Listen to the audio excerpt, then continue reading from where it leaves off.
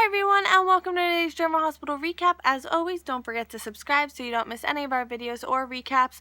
I'm just going to reiterate scheduling really fast in case you didn't watch yesterday's video. So tomorrow's video is going to be up late, maybe around 8 o'clock, and Friday's video is going to be up super late, probably closer around 11 or midnight, maybe a little before that, but not much. But then you'll have all weekend to watch it, so yay! And what else? Oh, that's it. Oh, in case you missed it, Michael Easton is coming back to General Hospital. It's super official. So that's like super exciting. And just on another note before we start the recap, this weekend I'm going to be fundraising for the animal rescue group. And if you want to help contribute, I have a link in the description to a YouCaring campaign. That's what all the money goes to. So if you want to donate, and then that way I can be here at normal time all the time. So thank you to everyone who gave yesterday, talking to you, Bonnie. And let's get to today's General Hospital recap. So at Nina and Franco's place, Scott visits Franco and brings food over, and Franco is upset over Jake, and Scott is kind of glad to see him feel empathy. You know, so Nina comes in, gets kind of awkward, and Scott leaves, and she wants to get pregnant. That's basically what happened. More comfortable now. Okay, so Franco wants to talk about it, and she says that they're a team and they love each other, and she kind of gets her hopes up, and he says he doesn't want to have a child with her. So Franco's worried about a kid he has being like him and being a time bomb, and Nina says that he wasn't the person he was before. Literally. Well, she doesn't say literally, but we know literally. And Franco talks about Jake because Jake is really, it's bothering him, you know? At the Metro Court, Ava runs into Kiki and Morgan, and she is magically healed from her illness. And Kiki tells Ava that Avery is with her father. See, this is why I don't like Ava, because she confuses me. So Ava thinks she's joking, and she questions if Morgan put Kiki up to this, and Kiki wants to know why she faked being sick. Yeah, why, huh? So she holds firm that Avery needs her father, and Morgan texts Sunny to give him a heads up that Ava's coming over for Avery. And oh my goodness, I can't stand when like Kiki does something and everyone's like, who put you up to this? Who put you up to this? It's like she has a mind of her own, but that's just a little bit of my personal life, you know? So at Sunny's, Carly comes home, and she's happy to see Avery, but Carly questions whether Ava knows about this, and Sunny doesn't want to worry about that right now. And Sunny gets the text from Morgan, and Ava comes over because she moves at super speed. So one of the bodyguards has restrained her though, so makes me happy. Sunny tells Ava not to touch Avery, and Sunny's like, Kiki said you had the flu. Probably you don't want to get her sick, you know. And then he says that Avery will be safer with him, flu or no flu. And Ava accuses Carly of putting Kiki up to bringing Avery over. And again, I have this issue. It's like Kiki has a mind of her own. Why does can't stand when people do that. So Ava says that she's going to take Sunny back to court to get visitation reduced, and he doesn't back down, and he's not intimidated by her. Ava takes Avery and leaves. Carly says that Ava's probably calling her lawyer right now, and Sunny says he knows what he's doing. So Carly asks Sunny what he has on Ava, but I want to note that I wrote Avery because Ava, she confuses me. Couldn't give the kid a different name. You know, she looks, I don't know, I liked when she was AJ. At the, waterfront bistro or something, I couldn't make out the name.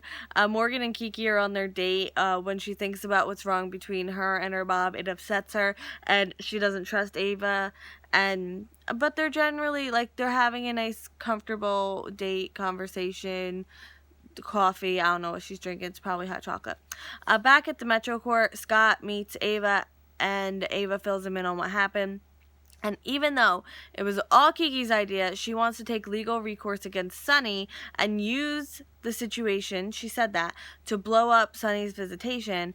And Scott says that there's nothing to be done. If anything, Kiki's motives will be brought up and backfire against Ava. And this like basically encompasses why I don't like Ava. Like, she likes to take situations and like manipulate them to fit her. So I don't know. I'm just personally, it's just my thing. I know people out there like Ava, and like, you're totally cool. That's like fine with me. It's just my personal thing. I just really don't. But Ava tells Scott that she's being forced into a risky business deal and she wants out of it. And Scott does advise her to let Sunny have Avery until this all blows over. And she's like, no, absolutely not. And I'm like, exactly.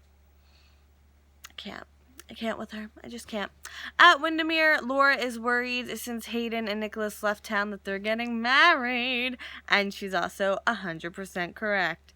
And Tracy is overhearing Laura's phone call and makes herself known when the phone call is over. I think she's leaving a message. Yeah, she's leaving a message for Nicholas. It's not really a phone call. It's a voicemail leaving call. Laura and Tracy talk about the marriage, or the prospective marriage. And Laura says that she doesn't agree with the decisions Nicholas has made lately. And Laura just knows Hayden is going to hurt Nicholas somehow. And Tracy leaves, but not before being very cryptic about telling Hayden that she's looking for her.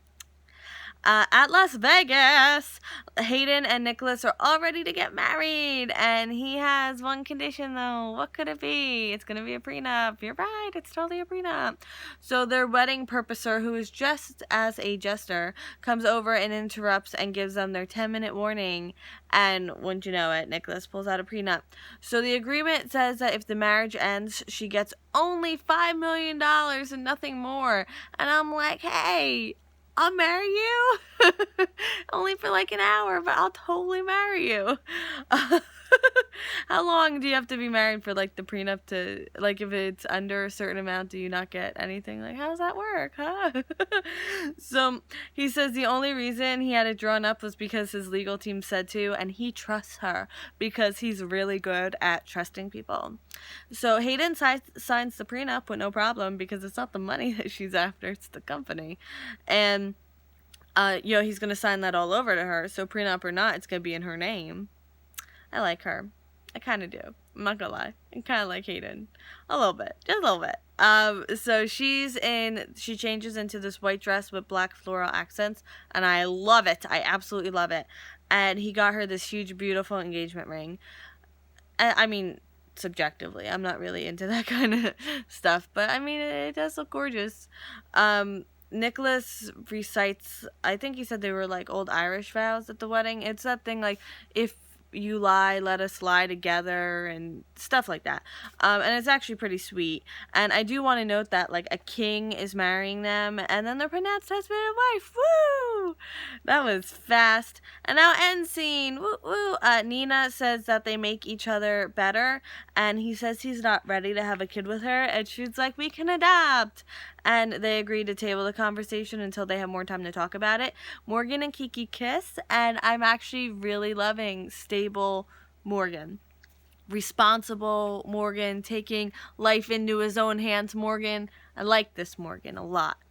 And Ava says that she's going to make sure Sunny never hurts Avery. Yeah, okay. Anyway, I had a thought, but I don't know. I'm just saying, like, I don't want anything to happen to Avery. I really, really don't. But wouldn't it be a kick in the pants if something happened to Avery on Ava's watch because of what Ava was doing, and like totally show Sunny in the right? But again, I don't want anything to happen to Avery. We went through this a few years ago where like every year General Hospital was killing a kid, and I do not want to go back to that.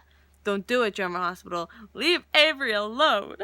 And Sunny tells Carly that he thinks Ava's sickness was because of a deal she had going on right now, and he believes he could get a reverse custody decision. And Scott comes over to Windermere and gives Laura an invitation from the late Helena Cassadine for the reading of her will. And someone at the wedding chapel calls Hayden Rachel. And meanwhile, this doesn't, like, we don't see it on screen, but I just want to remind everyone that Sam is still in the basement. That's the extra info you get if you watch We Shouldn't Sing's General Hospital recaps. You get reminded that Sam is still freezing in that basement where there may or may not be a gas leak. And also, Don't forget you can vote in this video or any video up until Friday for your favorite character of the week, and I will announce the winner on Friday. No, I will announce the winner on Monday, but like the official vote Friday, but you can vote, and I go back throughout the week and take people's votes because I'm just really nice like that. We are more organized than any electoral process in America. In any event, thank you so much for watching. And if you like this video, please give it a thumbs up. It would mean so much. And I will see you tomorrow, late tomorrow, for more General Hospital. And I hope you have a great day. Bye!